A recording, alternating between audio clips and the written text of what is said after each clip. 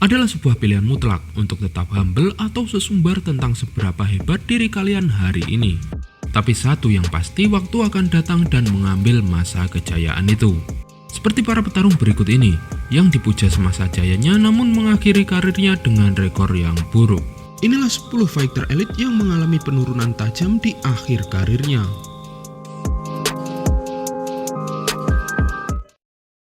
10. Tyron Woodley. Woodley adalah fighter elite dengan gaya bertarung yang eksplosif dan grappling yang sangat baik. Dia menjadi juara setelah memberi kekalahan KO untuk Robbie Lawler. Setelah itu dia memimpin kelas welter sebagai juara. Woodley menunjukkan kemerosotannya ketika ia kehilangan sabuk atas Kamaru Usman.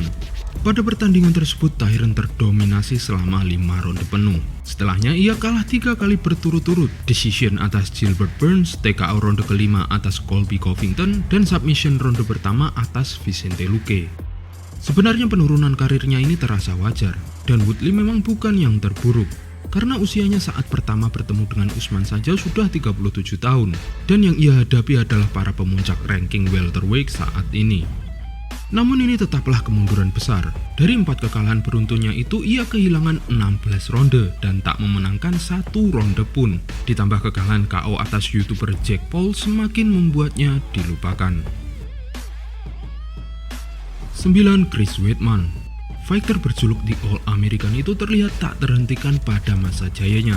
Apalagi yang ia singkirkan untuk direbut sabuknya adalah Anderson Silva 2 kali. Ia semakin tak terhentikan dengan mempertahankan rekor tak terkalahkannya melawan 2 fighter kawakan lagi, Lyoto Machida dan Vitor Belfort. Namun semuanya berubah di tahun 2015 saat ia bertemu dengan Luke Rockhold, di mana di sini ia menderita kekalahan pertamanya. Dan pada pertandingan-pertandingan berikutnya, Weidman hanya memenangkan 2 dari 8 pertandingan. Lebih menyakitkan, kekalahan terakhirnya terjadi karena ia mematahkan tulang keringnya sendiri, seperti yang terjadi pada Anderson Silva. Ada teori yang mengatakan kemerosotannya ada hubungannya dengan badan anti-doping USADA. USADA bergabung dengan UFC pada tahun 2015, tahun di mana Weidman mulai kehilangan segalanya. Dan memang sejak USADA bekerja sama dengan UFC, ada beberapa fighter yang mengalami penurunan performa, bahkan terlihat seperti kehilangan otot tubuh mereka. Jadi, apakah kehebatannya tersebut hanya sebatas pengaruh doping? Atau memang ia kena mental karena kekalahannya dari Rockhold yang terbilang late stoppage? 8. Junior Dos Santos. JDS memiliki karir panjang yang luar biasa di divisi kelas berat. Setelah kehilangan gelar kelas beratnya pun, dia masih sanggup tetap berada di puncak dengan 3 kemenangan beruntun dan masih masuk dalam jajaran perebutan gelar, setidaknya sampai dia bertemu dengan Francis Ngannou pada 2019 lalu. Di pertandingan ini Dos Santos disingkirkan secara brutal oleh Ngannou yang kemudian memicu kemerosotan drastis baginya. JDS sebelumnya memiliki salah satu rahang terkuat sebagai seorang kelas berat. Namun ia harus mengakhiri karir UFC-nya dengan 4 kali kalah KO berturut-turut, 3 lagi atas Blades, Rozenstruik, dan Cyril Gane. Setelah berpisah dengan UFC, JDS bergabung dengan Eagle FC untuk bertarung dengan mantan UFC lainnya, Yorgan De Castro. Sayangnya Dos Santos gagal meraih kemenangan kembali dan justru menyisakan cedera berat setelah bahunya mengalami dislokasi. 7. Tony Ferguson. Pada UFC 216, Tony merengkuh gelar sementara kelas ringan UFC. Itu masih menjadi pencapaian terbesar dalam karirnya, di samping 12 win streak yang menjadi terbanyak di kelas ringan. Namun perjalanan Tony Ferguson harus berakhir brutal di tangan Justin Gaethje. Di UFC 249, El Cucuy kalah untuk pertama kalinya setelah 8 tahun. Kemudian kekalahan kedua dan ketiganya berjalan dengan skenario yang mirip. Pada titik ini, anggapan Tony sudah habis sudah mulai merebak. Lalu pada pertarungan melawan Michael Chandler, fans akan diberi harapan dengan penampilan yang membaik seperti sebelumnya. Namun pertandingan ini berakhir lebih buruk, karena pada ronde berikutnya Tony ditidurkan oleh Chandler dengan front kick brutalnya yang mengguncang seisi arena.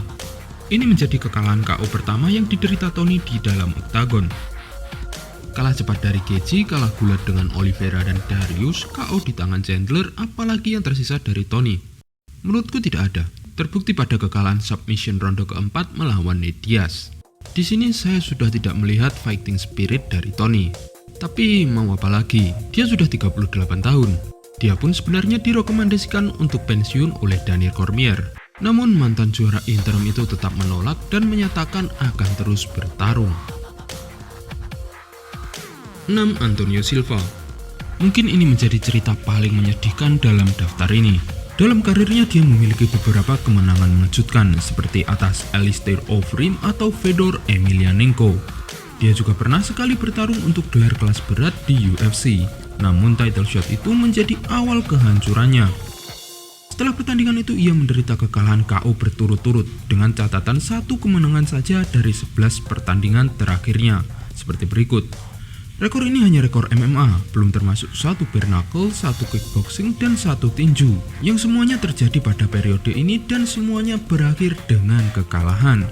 Yang lebih menyedihkan, 2 pertandingan terakhirnya yang berakhir KO untuknya hanya berjarak sekitar 2 minggu. Bayangkan 2 minggu 2 kali KO. Ini sudah tidak wajar walaupun untuk seorang petarung. Publik pun memintanya untuk pensiun dan mempertanyakan apa yang ia kejar dari pertandingan-pertandingan ini. Apalagi dia bertarung di kelas berat, di mana setiap pukulan sangat berbahaya terhadap otak. Namun pada akhirnya hanya Bigfoot yang tahu dan hanya Bigfoot yang memutuskan. 5. Marlon Moraes. Mudah datang, mudah pergi. Marlon memiliki karir yang naik dan turun dengan cepat di UFC. Tercatat Marlon memenangkan 4 dari 5 pertandingan awalnya di UFC, termasuk membuat juara bantamweight saat ini Aljamain Sterling terbujur kaku.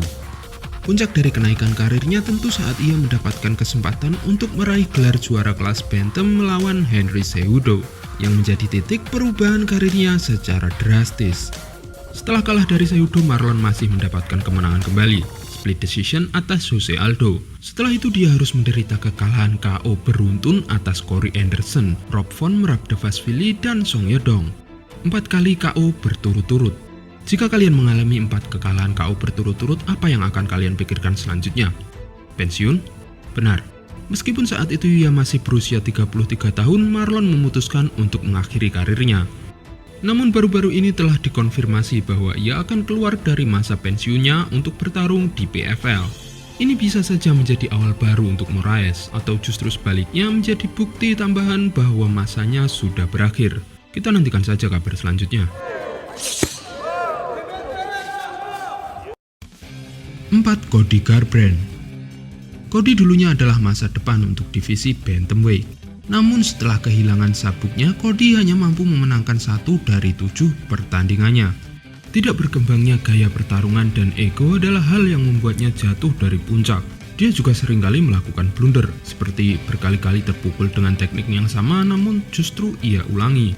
Termasuk keputusannya untuk turun ke kelas terbang juga menjadi blunder lainnya. Tidak heran banyak kompetitornya yang menyebut Cody bodoh. Veteran Chael Sonnen juga mempertanyakan fight IQ yang dimiliki Garbrandt dan menyebutnya seorang yang keras kepala. Yang saya lihat, Cody ini memiliki tangan kanan yang secepat kilat, namun ia terlalu bergantung pada itu.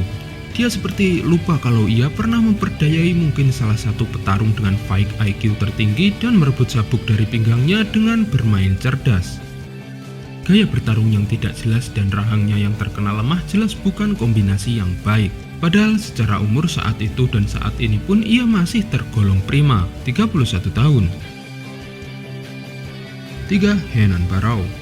Si pemilik rekor 32 pertandingan tanpa terkalahkan Henan Barrow resmi menjadi juara setelah dipromosikan menjadi juara sejati. Setelah sang juara, Dominic Cruz harus menyingkir dari kompetisi karena cederanya menjelang pertandingan unifikasi sabuk mereka. Barrow sekali mempertahankan gelarnya melawan Uriah Faber. Setelah itu, 2 pertandingan melawan TJ Dillashaw benar-benar merubah karirnya. Pada pertandingan pertama mereka, Dillashaw mampu mengakhiri rekor 32 pertandingan tak terkalahkannya. Setelah pertandingan itu, ia menang submission melawan Mitch Gagnon sebelum masuk ke rematch. Di rematch ini, sekali lagi dia harus diselamatkan wasit setelah ia tak bisa membalas hujan pukulan dari Dillashaw.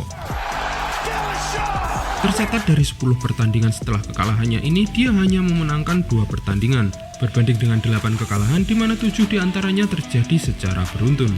Hingga pada akhirnya UFC memutuskan untuk melepaskannya. Meski mengalami kemerosotan karir yang luar biasa dan sudah putus dengan UFC, hingga kini Barrow belum menyatakan untuk pensiun. Ia sempat dikaitkan dengan beberapa promotor, salah satunya Eagle FC. Namun hingga sekarang, Barrow belum mendapatkan pertandingan kembali. Nomor 2, Anderson Silva. Salah satu fighter terhebat sepanjang masa, Anderson Silva juga memiliki akhir karir yang kurang baik. Kekalahan keduanya atas Chris Weidman menyisakan salah satu cedera terburuk dalam UFC, dan mungkin penyebab utama penurunan karirnya ini, di samping sebab lain seperti usianya. Silva memulai debut UFC-nya pada usia 31 tahun, bisa dibilang debut yang terlambat. Tapi nyatanya Silva memiliki karir yang panjang, dengan menorehkan 16 kemenangan beruntun dengan 11 championship win, sebelum bertemu dengan Chris Weidman. Setelah 2 kali pertemuan mereka, Silva hanya mencatatkan 1 kemenangan dari 7 penampilan. 1 kemenangan itu atas Derek Brunson, sedangkan 1 kemenangan lagi atas Nick Diaz harus dibatalkan karena kedua fighter terbukti memakai zat terlarang. Kekalahannya atas Uriah Hall menjadi pertandingan terakhirnya di UFC. Ia memutuskan untuk berhenti terlepas dia masih memiliki 1 pertandingan dalam kontraknya. Meski berhenti dari UFC, Silva mengaku belum berniat meninggalkan olahraga ini. Ia berkata kalau ia terlalu mencintai olahraga ini. Ia juga membantah jika dibilang umur adalah penghambatnya. Tapi sepertinya Silva telah menemukan olahraga yang tepat untuk menghabiskan masa tuanya. 1. BJ Penn. Sulit dipercayai bahwa si fighter yang menjuarai 2 divisi yang berbeda di UFC memiliki rekor kekalahan yang hampir menyamai rekor kemenangannya, dengan 16 kemenangan, 14 kekalahan, dan 2 draw.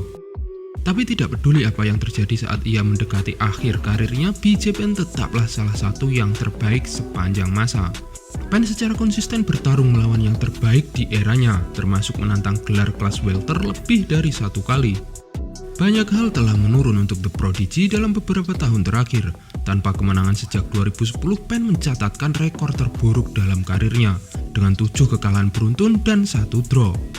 Sebenarnya Penn pernah menyatakan pensiun pada tahun 2014, namun nyatanya ia tetap bertarung hingga terakhir kali bertarung di tahun 2019 lalu.